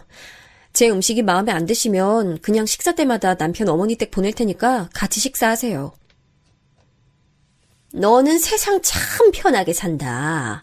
지 하고 싶을 땐 하고 안 하고 싶을 땐 안 하고 내가 어느 장단에 맞춰야 하니? 어? 됐고 긴 말할 거 없어. 다음 주 주말부터 다시 와서 요리 끝까지 배워. 아니요, 저 안 갈 거예요. 그리고 음식 배우겠다고 한 것도요, 제가 하고 싶어서 한 거 아니잖아요. 어머니 아들이 제가 어머니한테 요리 안 배워서 매일 싸우는 거라길래 제가 양보했던 거예요. 근데 어머니 아들은 그걸 당연하게 여기고요. 저는요, 그런 사람이랑 더는 못 살아요. 차라리 이혼할게요. 얘 말하는 것 좀 봐. 누구 마음대로 이혼한다 만다야, 어? 그리고 말해도 그건 우리 아들이 말해야지 네가 뭔데 먼저 이혼을 말해. 그래, 네가 말한 대로 우리 아들 너랑 이혼시킬 거니까 그렇게 알아. 시어머니께서는 악다구니를 쓰시고 전화를 끊으셨습니다. 그렇게 말을 들으니 저도 악이 받치더라고요. 통화 뒤 전 남편에게 최후 통첩을 날렸습니다. 앞으로 시댁에 가서 음식 배우는 일은 절대 없을 거고 만약 시어머니께서 이 일을 계속 걸고 넘어지면 이혼도 고려할 거라고요. 그런데 남편은 제가 그저 투정 부리는 거라고 생각하더군요. 여보, 지금 우리 엄마가 당신이랑 이혼하라고 얼마나 난리인 줄 알아? 그런데 잘못했다 빌지는 않고 나랑 이혼하겠다고? 아니 도대체 요리 배우는 게 뭐 어려운 일이라고 이렇게까지 고집을 부려? 그냥 당장 우리 엄마한테 가서 죄송하다고 싹싹 빌어. 고집이라고 했어 지금? 어머니한테 요리 배우라고 강요하고 고집 부린 게 누군데 나보고 고집을 부린다고 하는 거야. 그리고 잘못했다고 가서 빌라고? 됐어. 당신 말하는 거 들으니까 더 말해봐야 소용없다. 아무래도 우리 여기까지인 것 같아. 이혼하자. 뭐라고? 아니 진짜로 음식 배우라는 말 때문에 이혼까지 가자는 거야? 그럼 내가 지금까지 말한 게 장난인 줄 알아? 내일 이혼 서류 작성해서 줄 테니까 당신은 사인만 해. 여보, 잠깐만. 다시 한 번만 생각해줘. 아무리 그래도 이혼은 아니지? 제가 진심으로 이혼 얘기를 꺼내니 그제야 남편은 제가 진심이란 걸 깨달은 것 같더라고요. 남편은 자신이 시어머니께 잘 이야기해둘 테니 제발 이혼 생각은 접으라고 했습니다. 그러거나 말거나 저는 이미 마음이 상해서 남편에게 한동안 말도 걸지 않고 지냈어요. 당연히 시댁도 안 갔고요. 한동안은 시어머니께서 줄기차게 전화하셨지만 전부 받지 않고 무시했죠. 그러자 남편이 정말 이대로 자기 엄마랑 척지고 살 거냐며 저를 회유하려고 하더라고요. 제가 그저 시어머니께 마음이 상해서 연락을 다 피하는 줄 알았나 봐요. 하지만 그것 때문만은 아니었어요. 그때 저는 시어머니께 전화 온 걸 보기만 해도 심장이 뛰고 식은땀이 줄줄 흘렀습니다. 마음이 상해 받지 않는 게 아니라 이대로 가다간 제가 정말 미칠 것 같아 일부러 받지 않았죠. 저는 저를 회유하려고 하는 남편에게 더더욱 강경하게 나갔습니다. 나 당신 어머니랑 척지고 살아도 아무런 문제 없어. 만약 당신 어머니가 또 나한테 강요하거나 당신이 나한테 강요하면 난 내일이라도 당장 이혼할 거야. 제가 단호하게 나오니 남편도 더는 말을 꺼내지 않더군요. 그날 이후 남편이 정말로 시어머니께 잘 말씀드린 건지 줄기차게 오던 전화가 오지 않았습니다. 덕분에 한동안은 평화로운 시간이었죠. 남편도 여느 때처럼 제게 잘 대해주려고 노력했고요. 몇 달 정도 문제없이 조용히 지내니 남편에게 서운하고 웅얼해진 마음도 조금씩 녹았어요. 하지만 제 마음이 다 녹기도 전에 끔찍한 일이 있었습니다. 시댁에 가지 않은 지 몇 달이 지난 어느 날이었어요. 아침 출근 시간에 오붓하게 식사를 하고 싶었던 저는 남편을 일찍 깨우고 식사를 차렸습니다.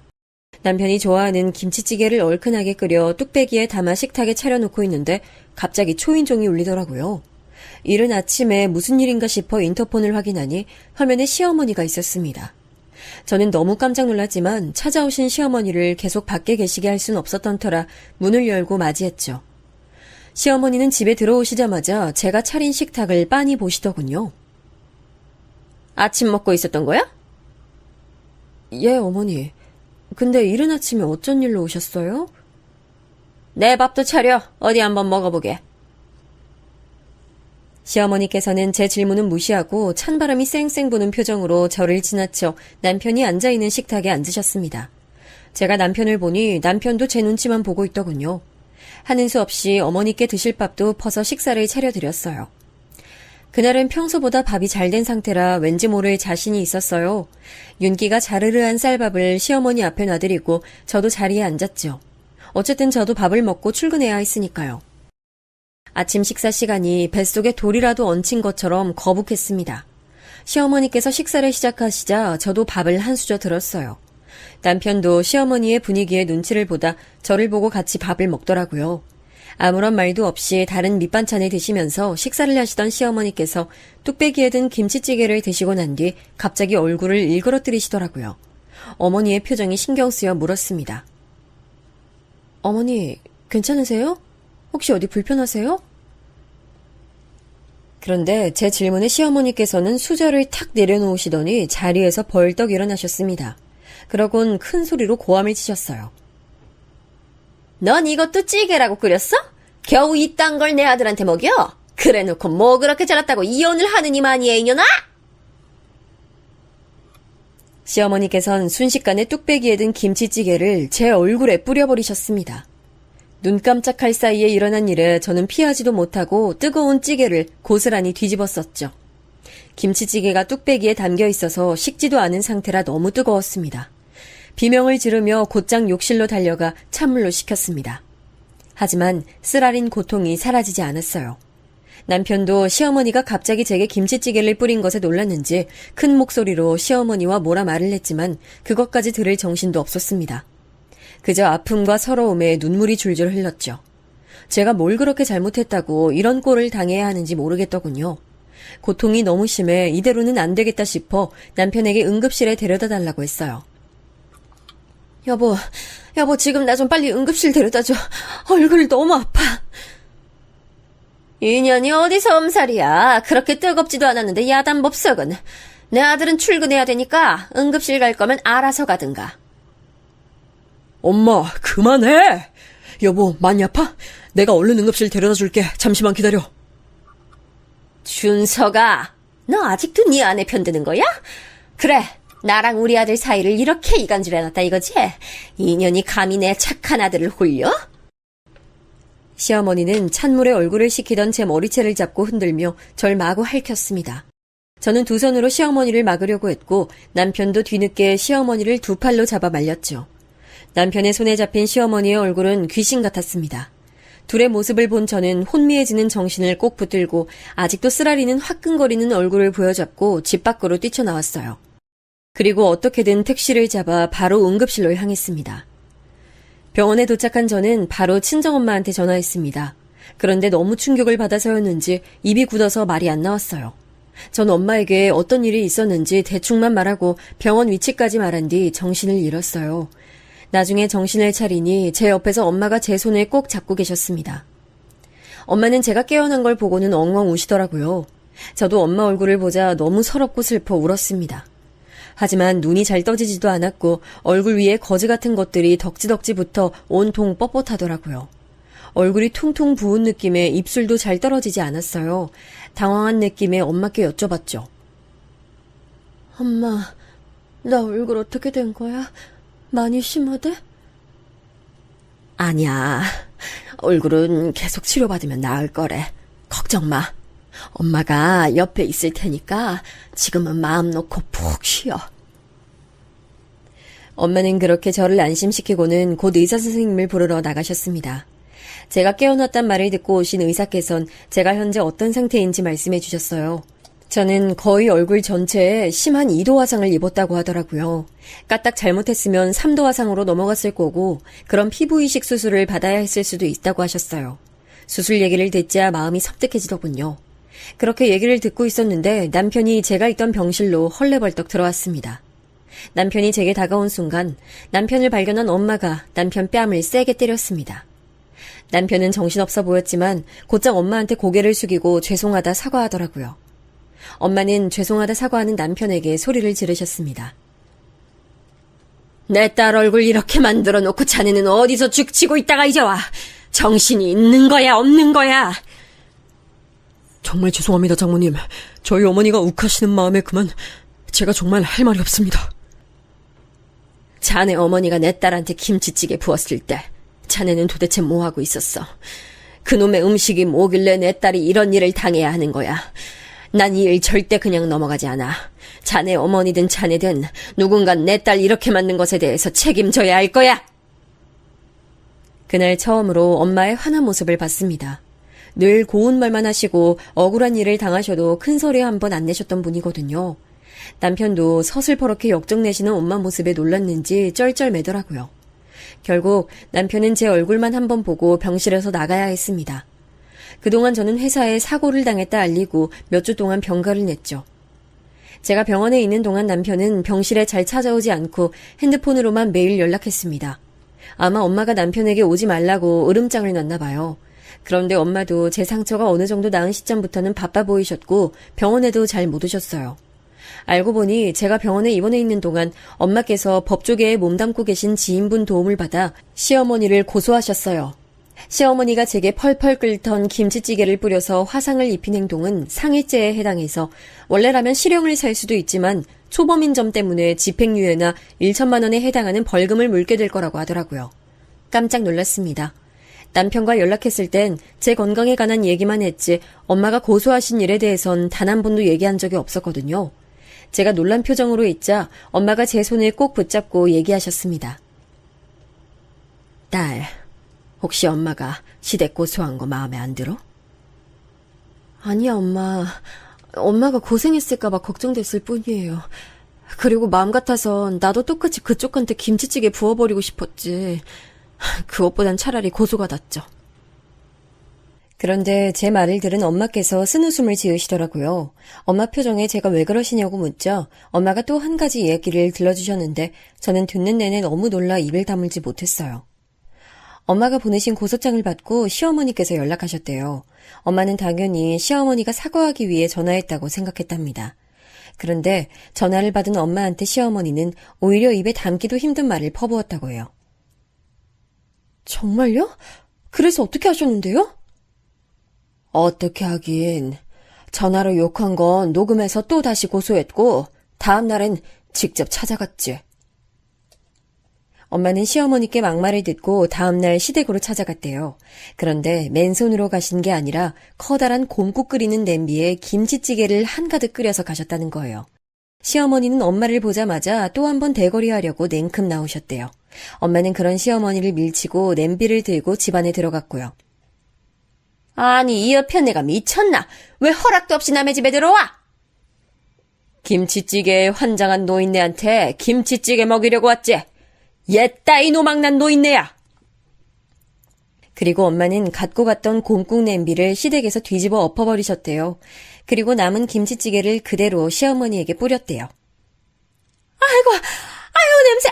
이 옆에 내가 지금 뭐 하는 짓이야? 미쳤어? 당장 치우지 못해! 그렇게 못하지. 내 딸 예쁜 얼굴 그꼴로 만들어 놓고 넌 두 다리 뻗고 편하게 살 수 있을 줄 알았어? 내가 이 정도로 끝내는 걸 감사하게 알아. 당신 한 번만 더 내 딸한테 음식이 어떻다고 말하면 남은 인생 앞으로 이 김치찌개처럼 새빨갛게 만들어줄 거야. 알겠어? 그렇게 엄마는 시댁을 김치찌개 한강으로 만들고 돌아오셨대요.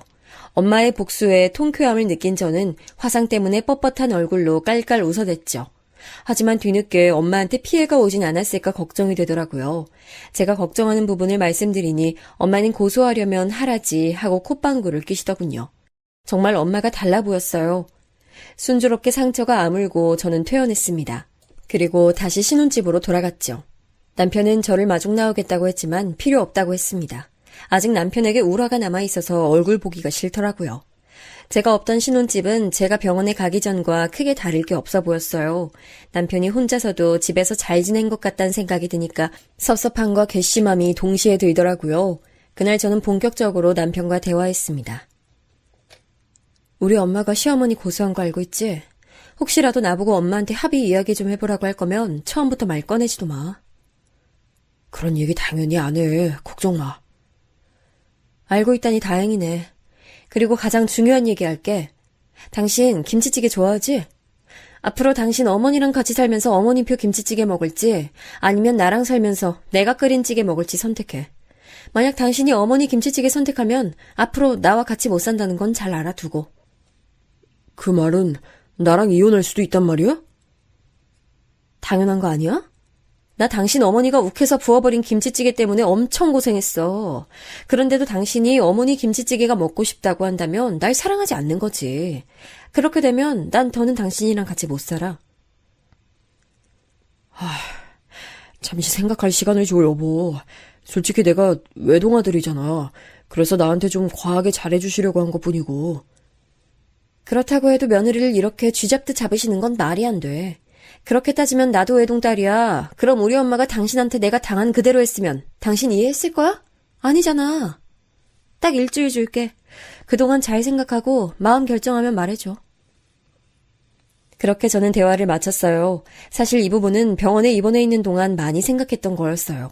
지금처럼 시어머니와 왕래하며 살면 전 더는 남편과 계속 함께 살 수 없을 것 같았어요. 그래서 일주일의 기간을 두고 남편에게 잘 생각해보라고 했습니다. 그런데 일주일이 채 되기도 전에 시댁에 다녀온 남편이 갑자기 씩씩거리며 집으로 돌아온 거예요. 주말이라 시댁에 한참 있다가 돌아올 줄 알았는데 일찍 돌아온 것도 모자라 씩씩대며 화를 내니 무슨 일이 있었는지 궁금하더라고요. 여보, 왜 그래? 무슨 일 있었어? 여보, 나 마음 정했어. 내가 평생 사랑하고 아낄 여자는 오직 여보뿐이야. 내가 다시는 엄마 입에서 음식 얘기 나오지 않게 할게. 아니, 아예 엄마가 여기 찾아오지 못하게 할게. 궁금해하는 저에게 남편이 해준 얘긴 이랬어요. 남편은 시어머니 앞으로 고소장이 여러 개 들어온 걸 알고 있었어요. 그리고 전부 벌금형이 떨어져 본인이 벌금을 지급하기로 했다고 합니다. 시어머니께서는 홀로 지내고 계셨기 때문에 그 많은 벌금을 낼 여력이 안 되셨거든요. 그런데 시어머니께서는 남편에게 벌금을 다 내고 나면 저와 이혼을 하라고 종용하셨다고 해요. 남편은 하고 싶지 않다고 여러 번 말씀드렸는데도 말이죠. 엄마, 나 이혼 안 할 거라니까 왜 자꾸 하라 그래. 나 유미 진짜로 사랑해. 내가 몇 번을 말했는데 왜 자꾸 그래. 이 녀석아, 그냥 엄마 말 듣고 이혼해. 엄마가 더 내조 잘하고 음식도 잘하는 애로 구해볼 테니까. 유미 걔는 네 기만 죽일 줄 알지 참한 구석이 없어. 그러니까 엄마 말 들어. 기를 죽이긴 무슨 기를 죽여. 엄마, 나 지금도 그렇고 엄마가 유미한테 그 뜨겁던 김치찌개 뿌린 것도 이해가 안 가. 아니, 대체 왜 그랬어? 유미가 얼마나 고생했는 줄 알아? 이게 다 너 잘 되라고 하는 일 아니야. 엄마는 항상 너 걱정해서 그러지? 남편은 시어머니와 도무지 대화가 통하지 않는다는 걸 느꼈다고 해요. 그래서 결국 다시는 제게 손을 대지 말고 저와 연락할 생각도 하지 말라고 으름장을 놓고 왔다더라고요. 그러니까 이제 당신이랑 엄마랑 다신 만날 일 없을 거야. 연락도 하지 말라고 했으니까. 그리고 혹시 모르니까 내일 핸드폰 번호 바꾸러 가자. 저는 남편의 말에 한편으론 기쁘기도 하고 걱정되는 마음도 들었습니다. 핸드폰 번호만 바꾸면 뭐하나요? 시어머니가 또 찾아오셔서 난리치실 텐데요. 근데 어쩜 그렇게 걱정이 다 현실이 되는지 다음날 시어머니가 집에 찾아오신 거예요. 무작정 집으로 쳐들어오신 시어머니는 남편에게 삿대질하며 고래고래 소리를 지르셨어요. 준서가, 네가 어떻게 날 버릴 수가 있어? 난 네 엄마야. 엄마를 버리고 저런 불려우 같은 년이랑 살겠다고? 엄마, 나 이제 한 집안의 가장이야. 게다가 엄마가 유미한테 한 짓이 얼마나 나쁜 짓인지 알기는 해? 내가 장모님 얼굴 보기가 부끄러워서 고개를 못 들고 살아 요즘. 그럼 이혼하면 되지. 엄마만 잘못한 것도 아니고 전현도 잘못했는데 왜 엄마한테만 이래? 엄마, 유미한테 그렇게 말하지 마. 도대체 유미가 뭘 잘못했어? 그리고 이혼 얘기 좀 그만해, 엄마. 나 엄마 이러는 거 더 이상 보기 싫으니까 그만 나가요. 시어머니께서는 남편이 밖으로 밀어내니 속절없이 밀려나면서도 계속 남편 다리를 잡고 매달렸습니다. 그 모습을 보니 많이 착잡하더라고요. 한편으론 시어머니께 무엇을 잘못했는지도 모르고 제 탓을 하시는 게 기가 막혔죠. 그날 이후 시어머니는 매일 찾아오셔서 난리치셨어요. 결국 저희는 시어머니가 모르시는 곳까지 멀리 이사하게 됐습니다. 덕분에 한시름 놓을 수 있었죠. 하지만 시어머니의 집착은 끊어지지 않고 지금도 계속되고 있어요. 남편에게 가끔 전화가 오는 걸 보면 아직도 포기하지 않으셨다는 걸 알 수 있죠. 그렇지만 남편은 단호하게 연락을 받지 않는 것으로 대처하고 있습니다. 친정엄마도 당장 이혼하라고 하셨지만 저나 남편이나 아직 서로를 너무 사랑하기 때문에 당장 이혼은 하지 않을 것 같아요. 남편은 바뀌어서 제게 더 잘하고 있고 앞으로 더 좋은 모습으로 바뀌겠다는 남편의 말 믿어보고 싶거든요. 하지만 시어머니는 용서하고 싶지 않습니다. 무엇보다도 엄마의 마음에 제가 대못을 박은 것이나 마찬가지라 죄송할 따름이에요. 요즘 엄마는 주말마다 새로 이사한 집으로 찾아오셔서 저와 남편을 살피고 계십니다. 남편의 얼굴을 볼 때마다 냉기가 폴폴 흐르지만 그래도 남편이 저를 살뜰히 챙기는 모습을 보며 조금씩 마음을 푸시는 것 같더라고요. 이번엔 이 행복이 끝까지 오래 갔으면 좋겠네요. 이야기 들어주셔서 감사합니다.